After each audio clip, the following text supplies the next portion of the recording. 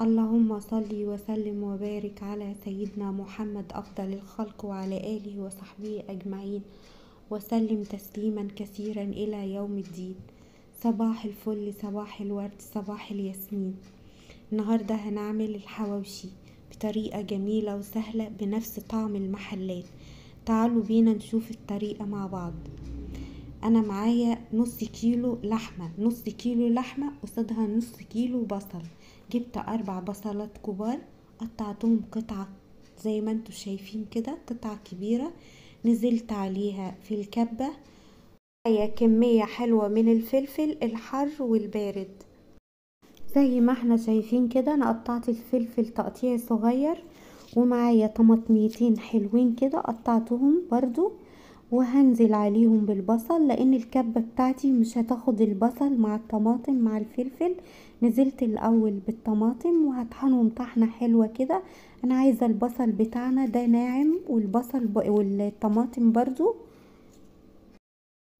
طبعا الفلفل انا عاملة السبايسي وعاملة حر وبارد، يعني عايزة سبايسي حر او عايزة بارد اللي هو الحلو زي ما انت عايزة، دي حاجة ترجعلك. اللحمة بتاعتي لازم يكون فيها نسبة دهون. لو جبت اللحمة من غير دهون صدقيني طعم الحواوشي بتاعك مش هيبقى حلو. يعني اللحمة يعني اقل حاجة نسبة دهون 30%. طب نفترض ان انتي ما جبتيش اللحمة فيها دهون، يبقى بتحطي عليها كم معلقة سمنة بلدي او اي سمنة عندك او اي مادة دهنية، لان الدهن اللي في اللحمة ده بيدي طراوة للحمة وبيخلي الرغيف طعمه وريحة حلوة قوي.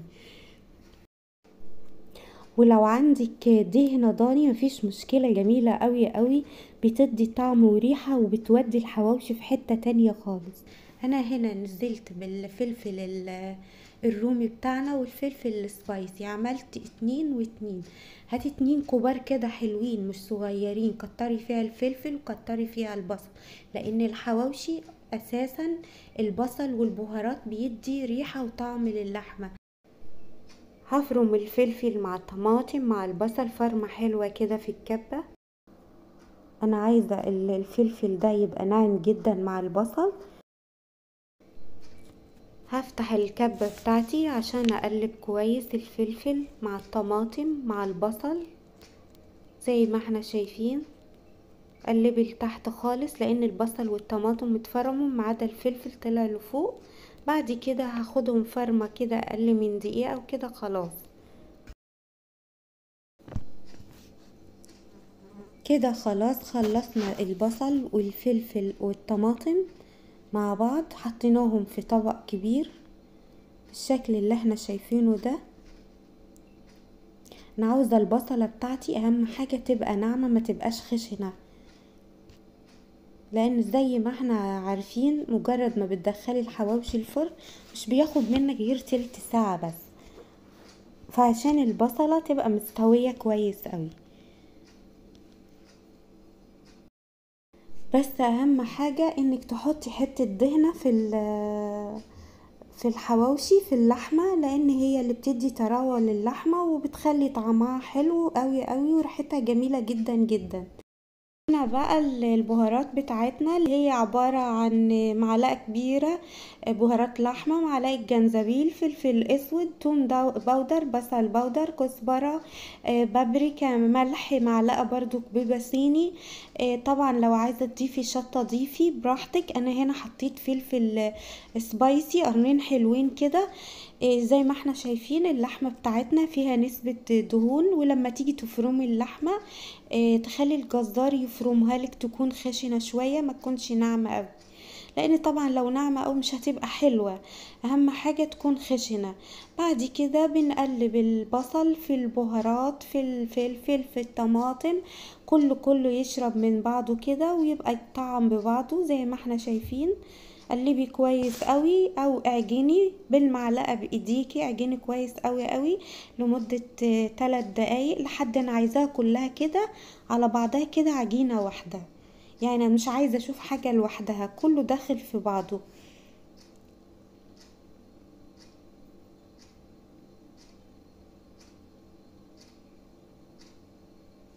وطبعا الطريقة اللي بتعمليها في البيت احلى من المطاعم كتيرة. والله انا بجيب الحواوشي من بره، يعني انا بحس ان مفيش، بحس بطعم بهارات بس، مفيش نسبة بصل فيه ولا نسبة فلفل حلوة. يعني مش عارفة، انا حاسة باكل ايه، حاجة اي كلام كده. طبعا اللي بتعمليه بايديكي طعم تاني وريحة تانية وطبعا بنظافة ايديكي وحاطة فيه مقادير كويسة. قلبي كويس قوي قوي كده زي ما انت شايفة، ادمجي كله مع بعض. انا عايزة عجينة كلها واحدة. عندك طريقتين لتسوية الحواوشي، واحدة على الشعلة عادي، على البوتاجاز، على الجريل على نار عالية. بتدهني الجريل بتاعك، تحطي عليه الرغيف، بعد كده بتدهني الوش اللي فوق وبتقلبيه يتحمص. اما الطريقة التانية في الفرن البوتاجاز على الصاج. كده خلاص بدأت العجينة بتاعتي تبقى واحدة، كله كده داخل في بعضه، حلوة قوي.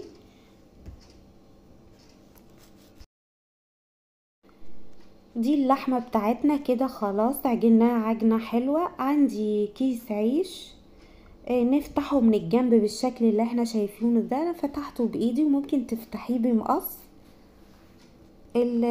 النص كيلو لحمة او الكمية اللي انا عاملاها دي عملت لي 12 رغيف صغيرين.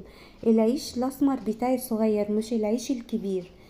تفتحي العيش من الجنب بالشكل اللي احنا شايفينه ده. نعمل الكمية بنفس الطريقة.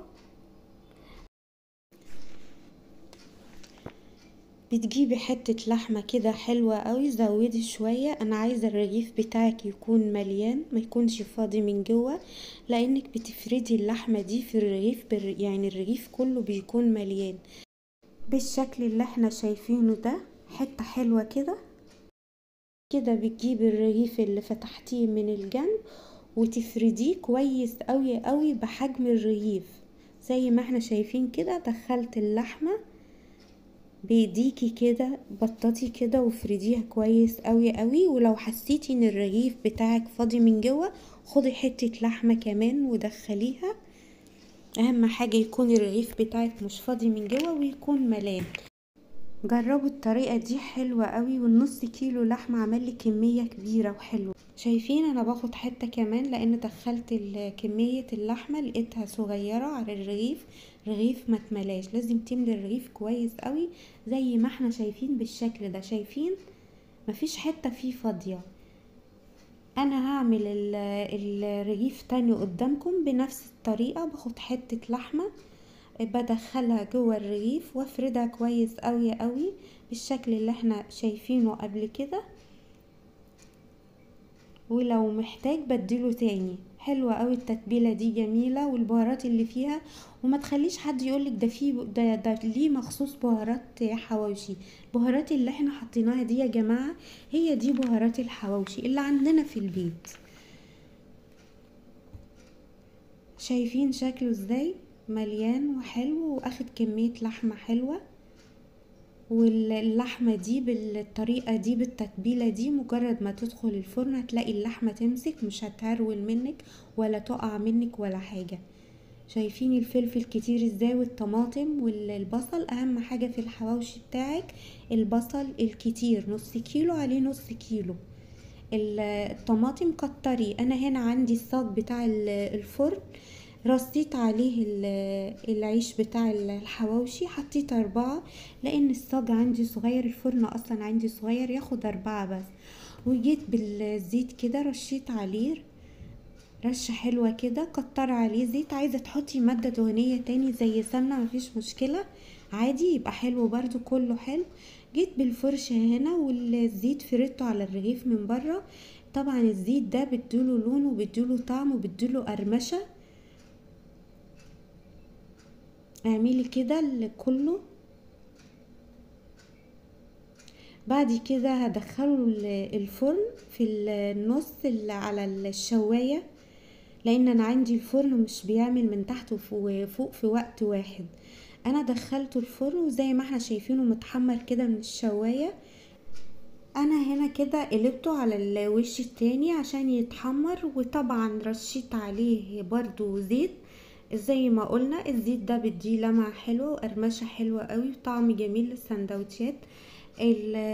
الحواوشي بتاعي قعد في الفرن 20 دقيقة، قعد 20 دقيقة للوش الاول والوش التاني. هنا برضو هفرد بالفرشة كويس قوي قوي عشان يتحمر من فوق كده ويدي قرمشة كده ويدي لمعة حلوة.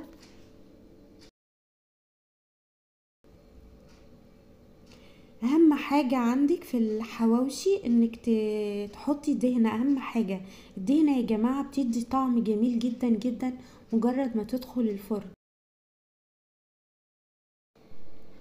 ده الحواوشي بتاعنا طعمه رهيب. الريحة كانت فظيعة ما شاء الله. العيش مسقي وشارب من اللحمة والبهارات. الطعم جميل جدا جدا ومختلف تماما. ما تنسيش تحطي فيه دهنة لان الدهن اللي بتديه طراوة. ولو ما عندكيش دهنة اي مادة دهنية ممكن سمنة بلدي، معلقتين سمنة بلدي، اي سمنة موجودة عندك. العيش حلوة قوي ومتحمر وش وظهر. الطريقة سهلة جدا وبسيطة. واثناء التسوية عايزة اقول لكم يعني الريحة كانت قلب الدنيا، ريحته ما شاء الله بجد بجد جميلة لان تتبيلة حلوة قوي وطريقة مفيش احلى واسهل منها.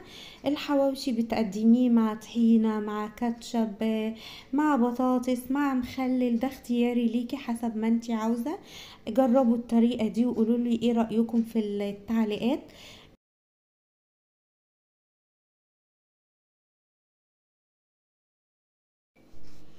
ولو الوصفة عجبتكم لايك وشير عشان القناة تكبر بيكم، وفعلوا الجرس على كلمة الكل علشان كل ما انزل فيديو يوصلكم. اشوفكم ان شاء الله في وصفة جديدة وفيديو جديد، والسلام عليكم ورحمة الله وبركاته.